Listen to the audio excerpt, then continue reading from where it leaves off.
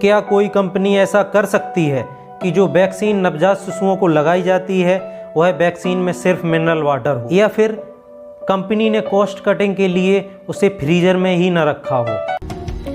नमस्ते दोस्तों, मैं हूं उपेंद्र कुमार। एक बार फिर से स्वागत है आपका हमारे यूट्यूब चैनल पर।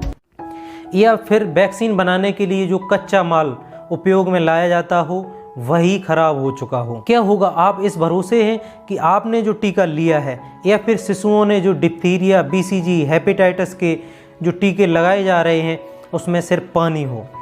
चीन में ऐसा ही एक कंपनी ने 2018 में किया। चैंगसेंग नाम की कंपनी है जिसे यह घालमेल करते हुए 2018 में पकड़ा गया था। कंपनी ने क्या किया था?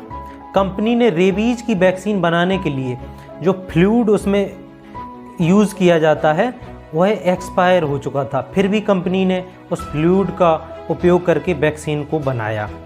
चीनी सरकार ने कंपनी पर कार्रवाई करते हुए $1.3 बिलियन का जुर्माना लगाया। साथ ही कंपनी का वैक्सीन बनाने का लाइसेंस भी जब्त कर लिया। इस वैक्सीन फ्रॉड की वजह से लगभग 2 लाख लोग प्रभावित हुए थे। सोचिए, 2 लाख लोग, वह तो इस भरोसे होंगे कि उन्होंने वैक्सीन लगवा रखी है या फिर उन्होंने अपने नवजात शिशुओं को वैक्सीन लगा रखी है, लेकिन उन्हें क्या पता कि कंपनी ने उनके साथ एक बहुत बड़ा फ्रॉड किया है। ऐसा चीन में पहली बार नहीं हुआ था। 2013 से 2016 तक एक एक करके वैक्सीन फ्रॉड के मामले सामने आते रहे। इस वजह से लगभग 21 नवजात बच्चों की जानें चली गईं। 2017 में नियामक संस्थाओं ने जांच में पाया चैंगसेंग और Wuhan institute of biological product ने 6,52,000 अप्रभावी वैक्सीनें बेच दी। आसान शब्दों में कहें तो फर्जी वैक्सीनें बेच दी। 2018 में ही चीन में वैक्सीन स्कैंडल पर सोशल मीडिया साइट वेबो पर एक पोस्ट वायरल हो रही थी। यह पोस्ट थी द किंग ऑफ वैक्सीन। इस पोस्ट में बताया गया था कैसे एक कंपनी वैक्सीन मार्केट में आती है, कैसे वह कंपनी अनैतिक और गलत तरीके अपनाकर मार्केट के एक बड़े हिस्से पर कब्जा करके मोनोपोली बनाने की कोशिश करती है। The king of vaccine viral होने की वजह से चीन में विरोध के स्वर उठने लगे। लोग प्रदर्शन करने के लिए सड़कों पर आने लगे। ऐसे ही स्टूडेंट चीन के तियानमेन स्क्वायर पर प्रदर्शन करने के लिए निकल आए। चीन ने प्रदर्शनकारियों को गिरफ्तार कर लिया। ये वही तियानमेन स्क्वायर था जिस पर कभी चीनी सेना ने लोकतंत्र समर्थक प्रदर्शनकारियों का जनसंहार किया था। वह फोटो आपको जरूर याद होगी जिसमें एक लड़का टैंक के सामने निहत्था खड़ा हुआ है।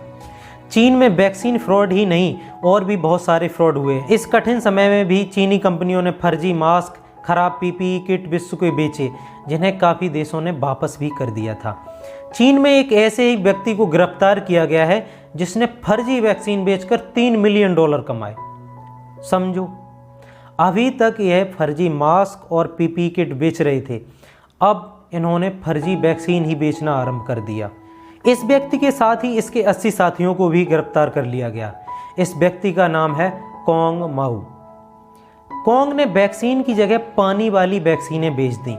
वैक्सीन की पैकेजिंग तो बिल्कुल ओरिजिनल वैक्सीन की तरह ही थी, लेकिन वैक्सीन की जगह उसमें पानी भरा हुआ था। कोंग क्लाइंट को बताते थे कि वैक्सीन बनाने वाली कंपनियों में उनकी अंदर तक जान पहचान है, जिससे वह जब दुनिया वैक्सीन के लिए जूझ रही थी तो वह वैक्सीन को प्रोवाइड करा सकते हैं। कोंग तथा उनके साथियों ने वैक्सीन को बेचने से पहले असली वाली वैक्सीन की पैकेजिंग और उसकी सीसी का अध्ययन किया था। उन्होंने नकली वाली वैक्सीन की सीसी तथा पैकेजिंग बिल्कुल असली वाली वैक्सीन की तरह ही रखी थी, लेकिन इन सीसियों में वैक्सीन की जगह पानी भरकर बेचा गया। कैसे होते हैं लोग जिनके मन में जरा भी संवेदनाएं नहीं होती हैं।